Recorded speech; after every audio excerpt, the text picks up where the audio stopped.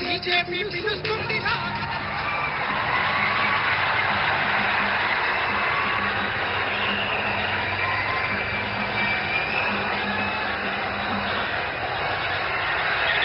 अभिनव सरदार पटेल प्रियतम प्रधानमंत्री श्री नरेंद्र मोदी गाరికి స్వాగతం.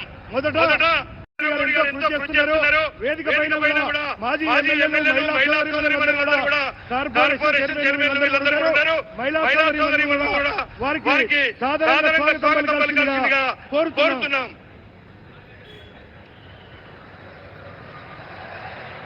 మన పార్లమెంట్ సభ్యులు నిజామాబాద్ పార్లమెంట్ పోటీ చేయబోతున్నటువంటి ధర్మపుర రెడ్డి గారు కూడా వారికి స్వాగతం పలుకుతున్నారు.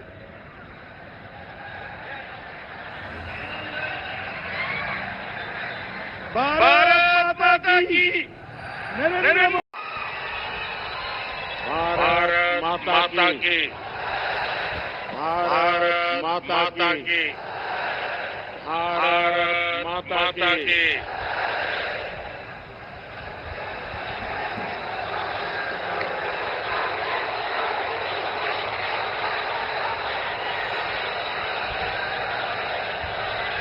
ना तेलंगाना కుటుంబ సభ్యులందరికీ నమస్కారాలు. लोकसभा चुनाव का ऐलान हो चुका है. दुनिया का सबसे बड़ा